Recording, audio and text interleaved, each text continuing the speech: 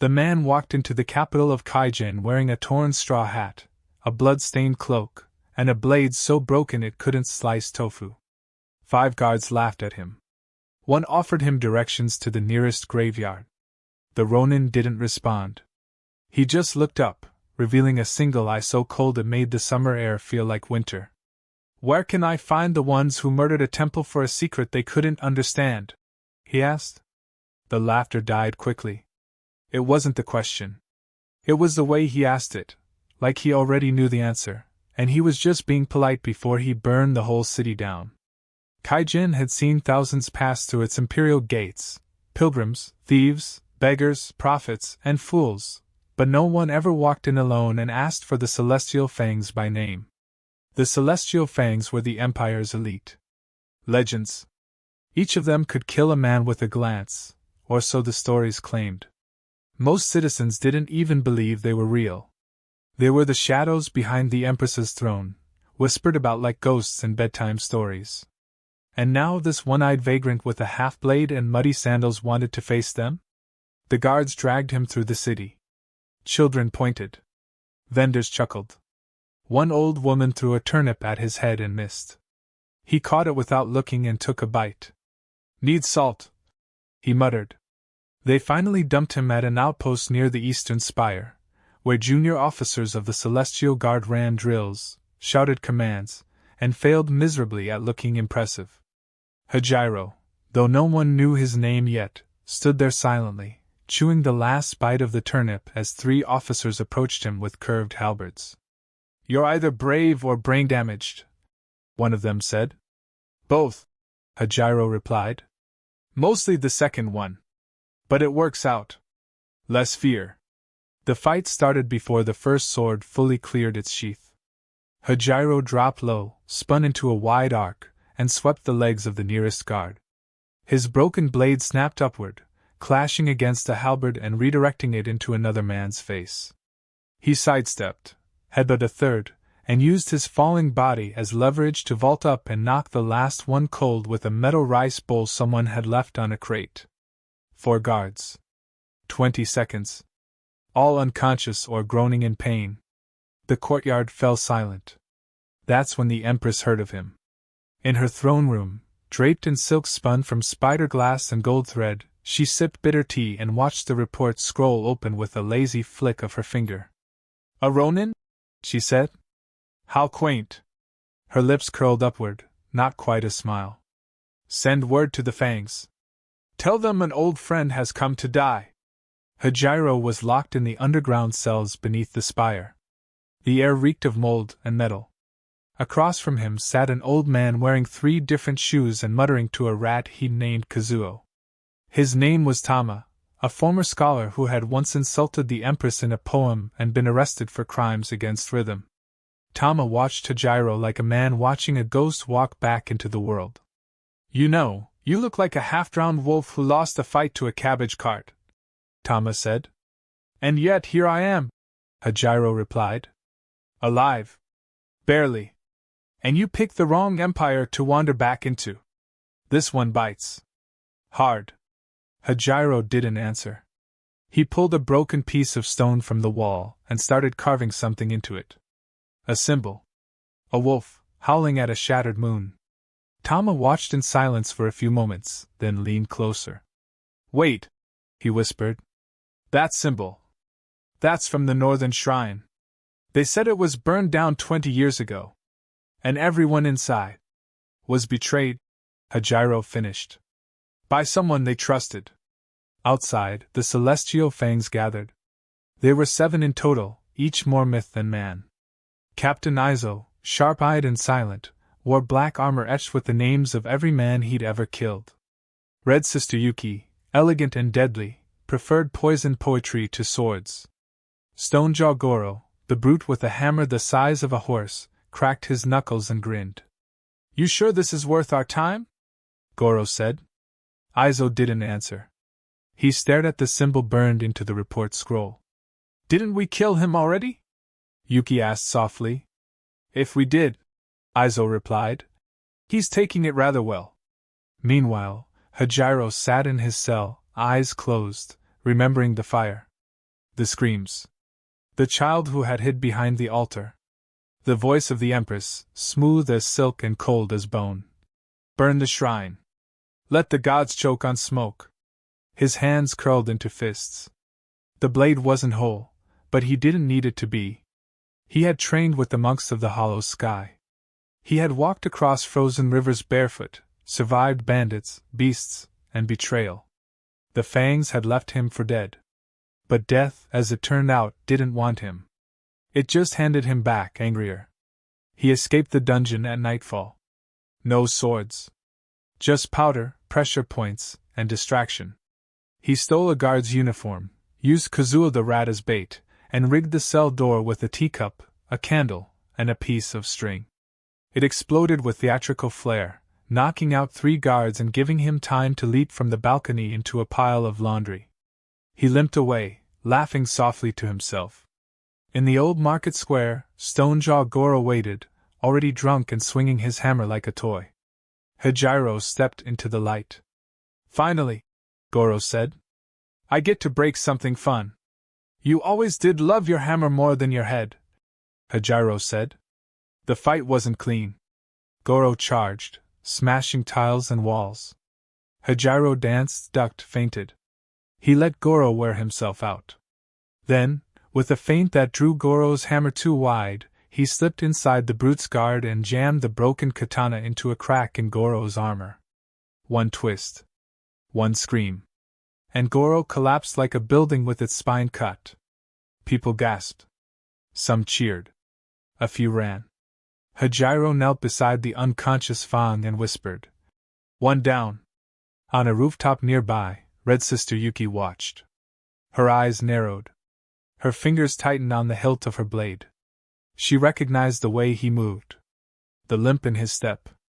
The scar behind his ear. "So, you lived?" she murmured. She didn't know if she was relieved or afraid. Rain came down in lazy sheets, washing blood and dust into the cracks of Kaigan's broken streets. Hajiro sat beneath a rusted awning in the lower districts, his cloak draped over his shoulder like a blanket that had seen too many battles and too few laundry days. The wound on his side burned, a reminder that even a victory came at a price. Next to him, Tama fussed with a bundle of herbs that probably smelled worse than they healed, grinding them into a paste with a chipped cup and muttering curses at the rain. "You know," Tama said, applying the foul-smelling concoction to Hajiro's ribs. "For a man who just dropped one of the Empire's greatest warriors, you look like you lost a bar fight with a goat." "The goat had backup," Hajiro replied through gritted teeth. Tama smirked and continued his work, tying a cloth tight around the wound. He glanced over his shoulder toward the dark alley that led to the safe house they'd borrowed from a smuggler who owed him 2 favors and a hand of silver cards. The Empire didn't patrol here often, too many people with knives, debts, and nothing left to fear, but news traveled fast in Kaigen. Word was already spreading of the broken blade Ronin who brought down a celestial Fang. Hajiro's face was beginning to appear on wanted posters, though the artist clearly had never seen him sober. In the quiet between footsteps and drizzle, Hajiro's thoughts drifted back to the shrine of the hollow sky. The fires that consumed the temple hadn't just taken walls and monks, they'd taken his purpose. He remembered standing among the ruins, ash thick in his throat, the scent of betrayal still fresh. And he remembered the one face he had trusted most, standing beside the Empress. He hadn't expected to see her again. Not in Kaigen. Not in this lifetime. But Red Sister Yuki had been there. Watching. And for a moment, just a flicker, her eyes had softened. There had been recognition. Maybe regret. Or maybe she was just calculating how many steps it would take to kill him next time. "Your past has a way of showing up right before your death," Tama said, wrapping the last bandage. "Very dramatic. Reminds me of the plays my uncle used to write. Always ended in everyone dying or marrying the wrong person." Hajiro chuckled dryly, wincing from the pain. "Let's hope I avoid both." They moved that night. The safe house was no longer safe. Too many eyes. Too many whispers. Tama led them through back alleys and collapsing rooftops, always one step ahead of Imperial scouts. Along the way, Hajiro saw the city through different eyes: children sleeping in alleyways, vendors hiding stolen rice in false-bottom carts, lanterns burning with oil thinned by desperation. This was the Kaigen the Empire never showed in its painted scrolls. Eventually, they reached the lower archives, an ancient, forgotten library buried beneath the eastern cliffs, sealed off during the Great Silence after the Empress purged the old scholars. Tama picked the lock with 2 pins, a paperclip, and a curse in 3 dialects. Inside, the air was thick with dust and knowledge too dangerous to breathe freely. While Tama dug through scrolls and fragments, Hajiro stood before a faded mural on the wall. A wolf, howling at a broken moon. He traced it with his fingers, remembering the teachings of the monks. Strength was not in power. It was in clarity. The clarity to see truth, even when the world buried it beneath gold and blood. Tama eventually returned with a fragile scroll, half burned and sealed with a symbol Hajiro recognized from the Emperor's own crest. The old Emperor, before he had disappeared without explanation 2 decades ago. "It's prophecy," Tama whispered. "The wolf and the moon. It said the last heir of the true bloodline would return from death itself. Not to reclaim the throne, but to destroy the lie built on its ashes." Hajiro didn't respond. He just stared at the words. He had never cared for destiny. He didn't believe in stars drawing plans for men who had already made their own mistakes. But something about the way the scroll pulsed in his hand felt too real to ignore. "You think this is about me?" he said. Tama gave him a look that hovered between amusement and disbelief. "Oh no. I think it's about the rat. Of course it's about you." Before Hajiro could respond, the sound of a blade sliding from its sheath echoed through the stone walls. They turned. Standing in the arched doorway was Yuki. She looked like a painting stepped out of ink and snow. Her robe, a muted crimson, whispered with every breath. Her eyes flickered between Tama and Hajiro like she couldn't decide which one she pitied more. "You should have stayed dead," she said softly. "You should have stayed honest," Hajiro replied. The air trembled as they moved. Blades clashed, not with rage, but with memory. Their fight wasn't like the one with Goro. This was precision, history, sorrow. Every step was a dance they had learned together and forgotten apart. She moved like a shadow. He answered like thunder. They weren't trying to win. They were trying to understand. In a moment of pause, her blade at his throat and his broken katana pressed to her ribs, they froze. Breathing heavy. Faces inches apart. "Why did you come back?" she asked. "To finish what I should have stopped," he answered. She pulled back, stepping away slowly. The blade lowered, but her eyes remained guarded. "The Empress won't let you live a second time," she said. "Then I won't waste it," Hajiro replied. She disappeared into the dark without another word. Later, after the adrenaline faded and the silence returned, Tama stirred a pot of rice over a stolen lantern and said, "Well, that could have gone worse. She could have stabbed you and then read a depressing poem about it." "She's still not sure," Hajiro said. "That's something." The next day, they sought out a man who had once been feared across 3 provinces, and now ran a gambling den beneath a tea house. His name was Kale the Smiling Blade, ex-Celestial Fong, drunk, dangerous, and constantly humming old war songs with made-up lyrics. Kale greeted Hajiro like a brother returning from a badly planned vacation. He offered him sake, a half-eaten fish, and a fight all in the same breath. When Hajiro told him why he was there, Kale sobered slightly. "Just slightly." "You want to bring down the Empress?"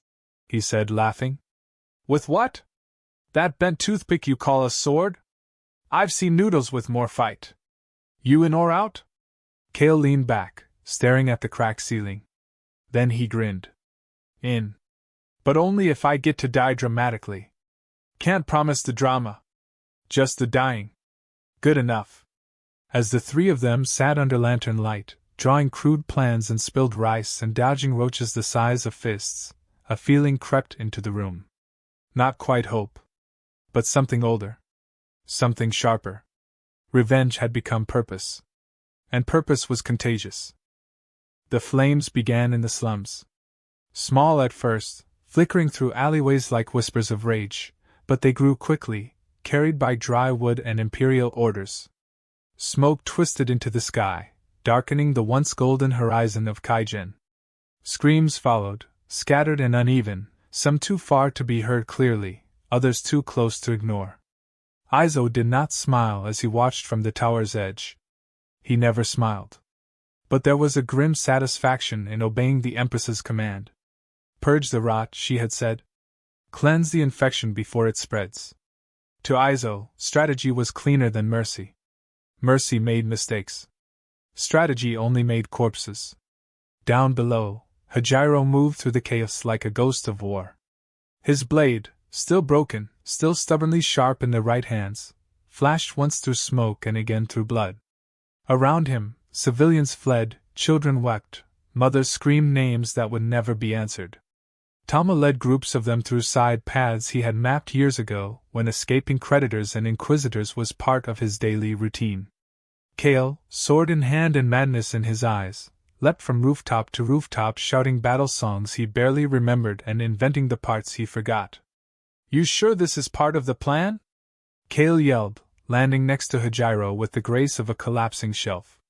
It is now, Hajiro answered, slashing through a soldier who had tried to flank them. Where's Tama? He's guiding a group to the well tunnels. Left me in charge of distractions. Which I've interpreted very creatively. They didn't have time to argue. More Imperial soldiers arrived, standard units, not celestial fangs, but well-trained and numerous. Hajiro and Kale fought together like they had once done as brothers in arms, with an ease born from old wars and older regrets. Where Hajiro was sharp and direct, Kale was wild and improvisational, knocking men unconscious with the scabbard and then apologizing to their helmets. But their goal wasn't to win. It was to hold the line, give the innocents time to vanish into the smoke. Then came the moment that made everything tilt sideways. A small boy, no older than 7, stood in the middle of the street holding a wooden sword.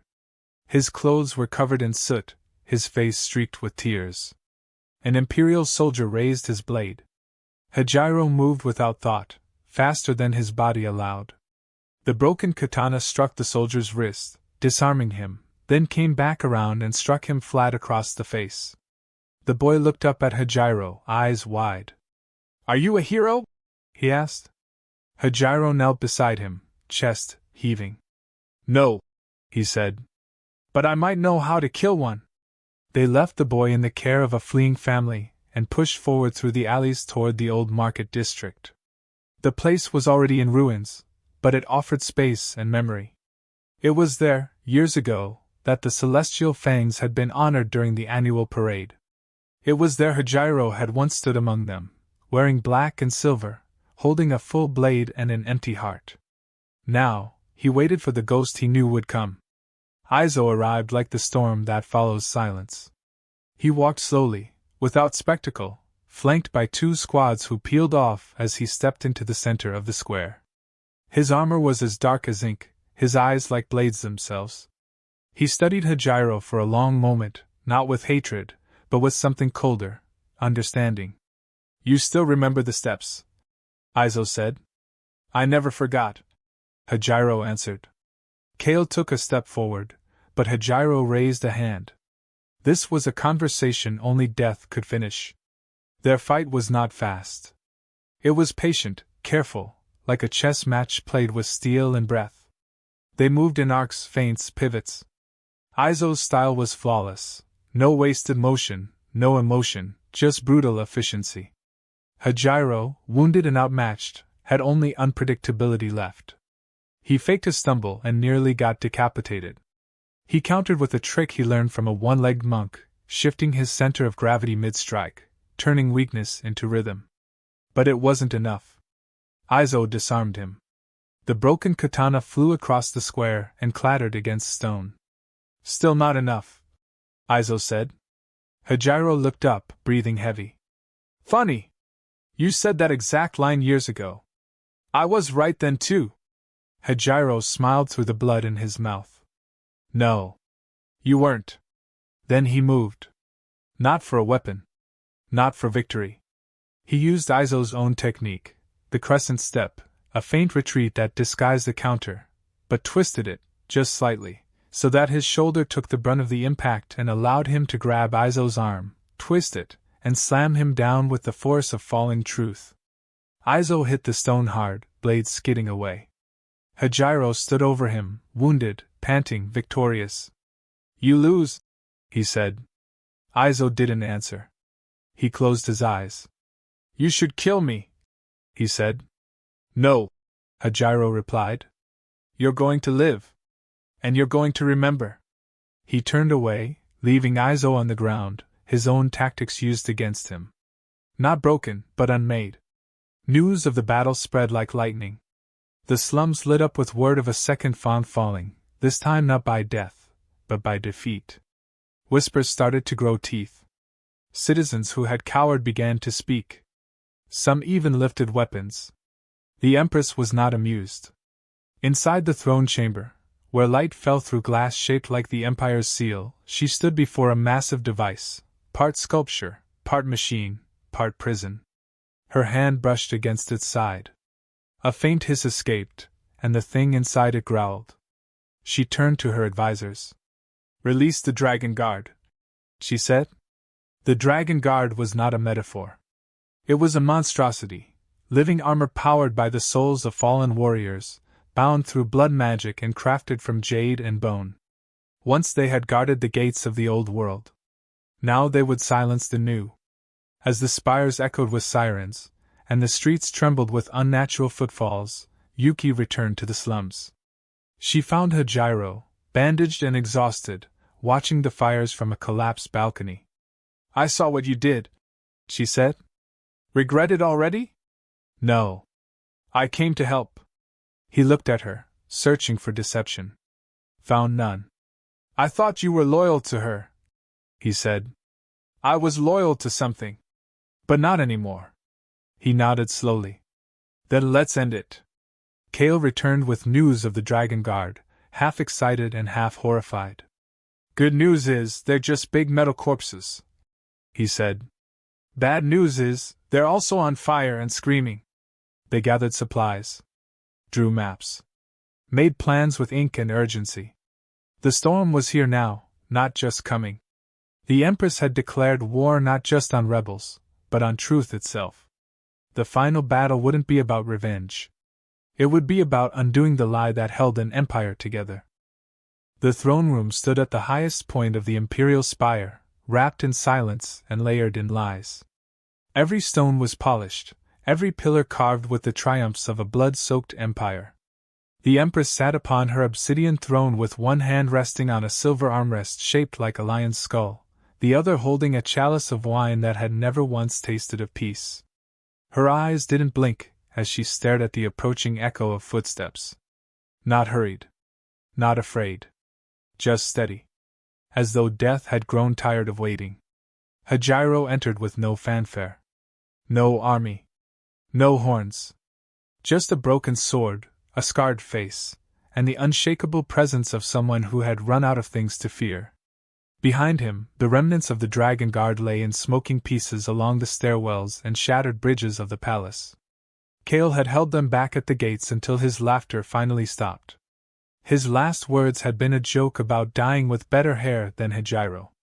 Yuki had led a charge through the inner sanctum, her crimson blade dancing like wildfire, before she vanished into the mist with a single nod that said she'd done all she could. Tama, he died whispering truth to a frightened crowd in the temple square, bleeding from a wound he never mentioned, but smiling as the people began to rise. Now there was no one left but Hajiro. And her. The Empress did not rise. "You look tired," she said, sipping her wine. "You look smaller," Hajiro replied. "Time shrinks all things. Even traitors." He said nothing. He simply stepped forward until he stood in the golden circle in the center of the room, the spot where monarchs received their oaths and issued their executions. Here, long ago, he had knelt as a young fawn, sword raised in loyalty. Now he stood upright, with nothing to offer but his silence. The Empress watched him with a cool kind of curiosity, as if wondering how far a man could fall before he stopped being human. "Why come alone?" she asked.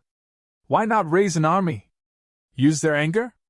Feed off their desperation? You could have worn their worship like armor." "I didn't come to be worshipped," Hajiro said. "I came to end something." She stood now, at last, and her robes unfurled like wings soaked in oil. Her hands moved slightly, and the torches around the chamber dimmed. From the shadows behind her throne, magic stirred. Old, ugly magic. The kind carved from bones and stitched into silence. The room began to hum with energy that pressed against the skin like cold water. "I offered you everything once," she said. "A title. Power. The truth of the world beneath the surface. You offered me a chance to become you. I offered you a seat at survival's table. You turned it down for a temple that burned. You burned it. Because they were fools," she hissed. "They believed that purity could survive power. That justice could thrive in a system built on war. They had no place in the empire I was building." Hajiro took another step forward. "That's the thing about empires built on lies. They always forget who's still alive to remember." The Empress no longer smiled. She raised one hand, and from the black flame of her throne, a new blade rose, a sword forged from shadow and metal, shaped like smoke turned solid. The room warped with its presence, and the very floor groaned beneath it. Hajiro drew his own weapon. The broken katana gleamed in the dim light, still chipped, still defiant. He held it with both hands, not out of respect, but because it was the only way it wouldn't fall apart. And then they moved. The first clash was so violent the windows cracked. Her blade burned. His blade screamed. They moved in circles, steps echoing like drums, eyes locked. Every strike she made came with the force of command, the weight of a throne's burden. Every parry he gave came with memory, of fire, of silence, of the monks who died believing in something more than power. She struck high, he ducked. He struck low, she vanished, reappearing at his back with a hiss of flame. He spun, using the scabbard to deflect her blade and then launching her back with a kick that cracked the marble. "I taught you better than that," she spat. "You taught me how to kill," he said. "The monks taught me why not to." They clashed again, harder this time. She bled from the cheek. He bled from the side. They broke pillars and tore tapestries. Her sword cut through the air like an executioner's dream. His blade, cracked though it was, moved with something she didn't understand. It didn't seek victory. It sought finality. Then she whispered a word, and the shadows surged. For a moment, Hajiro couldn't breathe. Visions flooded his mind, of the shrine burning again, of Yuki dying in the streets, of his own hands soaked in red. The sword slipped. His knees buckled. She advanced, blade raised. But something pulled him back. A voice. Not from behind. From within. Tama's laugh. Kale's joke. Yuki's whisper. The child in the street asking, "Are you a hero?" Hajiro rose. The broken blade in his hand shimmered briefly. Then, without warning, it snapped entirely in half. The Empress smiled. Then her smile disappeared. Hajiro tossed the blade aside, reached behind him, and drew the scabbard. Wood. Plain. Worn. But as she struck, he blocked the shadow blade with it. The sound that rang out wasn't metal, it was thunder. Her sword cracked. He moved forward, pushing through her strikes, using the scabbard like a staff. She struck again and again, but each time he turned her blade aside. Then he struck her hand, and the shadow sword fell to the floor like ash turned heavy. Her eyes widened. "That's not possible," she whispered. "It is," he said. "But the weapon was never the blade." He hit her again, once to the knee, once to the side, and finally across the face with the scabbard. She crumpled. The throne shook. Outside, the skies opened, not with rain, but with light. The strange storms the Empire had kept above the spire for decades vanished. The banners fell still. And the city began to breathe again. Hajiro stood over her, chest heaving. "It was always going to end like this," she said. No, he replied. It was supposed to end long ago. I just took the long way. She reached for a dagger. He kicked it away. She closed her eyes. Then finish it. He stepped back. No. He turned and walked away. As he left the throne room, the silence behind him stretched. The Empress would live broken. Not dead. But the lie she ruled by had died. A week later, Kaijin began to change. People no longer whispered the name of the Fangs with fear. The Celestial Guard disbanded. A council rose, not of nobles, but of citizens. Yuki was never seen again. Some say she vanished into the northern mountains. Others say she walks the city in shadows, ensuring it never falls the same way again. Hajiro? He left. No crown. No title. Just a traveler with no blade, walking east where the sky touches the sea. And sometimes, children tell stories. Of the man with the broken sword. The one who beat gods with a stick. And when they ask if he was real, the old ones say softly yes. And no. And maybe he's not done yet. The sea stretched endlessly before him, quiet and silver under the morning sun.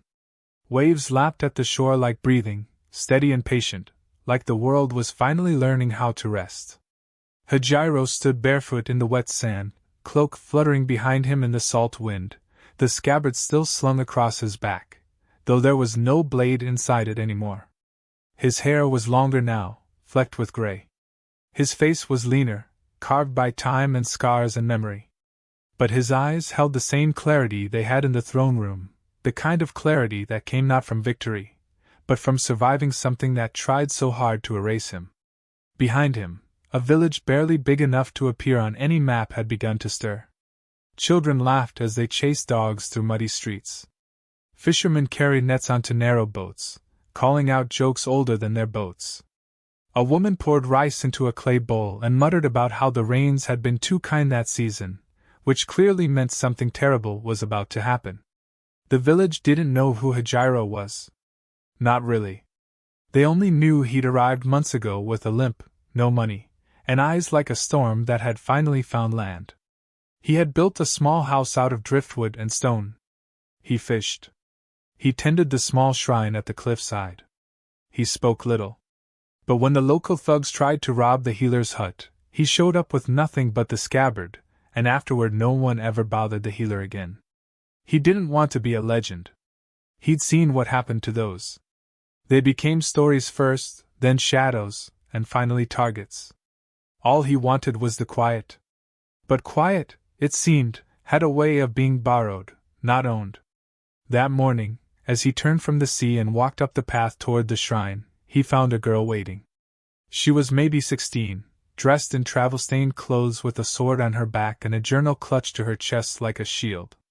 She had wild eyes and dirt on her face and stood like someone who had practiced what to say 1,000 times, but was still about to mess it up. "You're Hajiro," she said. He raised an eyebrow. "I was," he said. "You still are. You're the last Ronin. I'm the first fisherman now." She stepped forward, holding out the journal. Her fingers shook a little. "I've read everything. The temple archives. The rebel scrolls. Even the song about the stick. I came to find you. Because it's happening again." He didn't take the book. He didn't ask what she meant. He just looked at her, and saw it in her eyes. The fire. The pain. The same one he carried for so long it had carved a home in his bones. "Where?" he asked. "In the east. A fortress town called Renkai. The governor there, he's begun executing monks. Accusing them of heresy. They say he wears a Fang's crest." That name lit something behind Hajiro's ribs. Not anger. Not yet. But something adjacent. Something heavier. "Fang?" he said. "They call him the Pale Fang. Some say he's not even human. That he came from Kaijin after the fall and disappeared into the wilds. But he's back now. And he's building something." Hajiro turned and looked at the ocean again. The wind carried the scent of change. Again. "You think I can fix it?" I think you broke something once. Maybe now you can fix what others broke in your name. He finally took the journal and flipped it open. Sketches. Reports. Witness accounts. She had done her work. Not a warrior, maybe, but determined. And reckless. You shouldn't be here, he said. It's not a path worth walking. She didn't blink. I didn't come for your approval. I came to walk beside you. He chuckled softly, the first real laugh in weeks. You've got the wrong man. Maybe. But I've got the right story. For a long time, he said nothing. Then he turned, walked into his home, and emerged minutes later with his travel cloak. He tied it with calm fingers. Strapped the scabbard across his back. It was still empty. But it wasn't useless. They left together that afternoon, walking away from the village without ceremony. Some watched from behind shutters. Others offered nods. No one asked why. They all understood that peace was never permanent. And men like Hajiro didn't retire. They just paused. Along the road, she asked questions. Too many. He answered a few. Not enough. Did you really defeat the Empress without a sword? She defeated herself. I just helped. Did Kale really hold the gates alone? He held them with style. Was it true you were the Emperor's hidden heir? I was the son of silence. Is it true Yuki loved you? He walked faster. By the time they reached the fork that led to Rinkai, the trees grew taller, the roads less traveled. The girl, her name was Riku, walked with a sword she wasn't ready to use but held anyway. Hajiro watched her movements, her stance. Saw promise. And danger. You're not ready, he said. I will be. You think the world waits for that? I think you didn't wait either. You learned in the fire. He nodded slowly. She wasn't wrong. That night, they camped under the stars. Riku stared at the flames and whispered. You know, you're not what I expected. What were you expecting? Something louder. More dramatic. Less tired. I'm all out of drama, he said. But you still carry the scabbard. It carries me now. She fell asleep not long after. He didn't. He watched the stars and listened to the wind. And somewhere, beyond the trees, he thought he heard the echo of footsteps. The kind that didn't belong to anyone living. Old enemies. Old friends. Shadows that hadn't faded yet. In the distance, Rikai waited. Another city lost to power. Another Fong raised from ashes. And Hajiro, the man who once turned down a throne and shattered an empire with nothing but a memory and a stick, was walking toward it. Because sometimes legends don't end. They echo.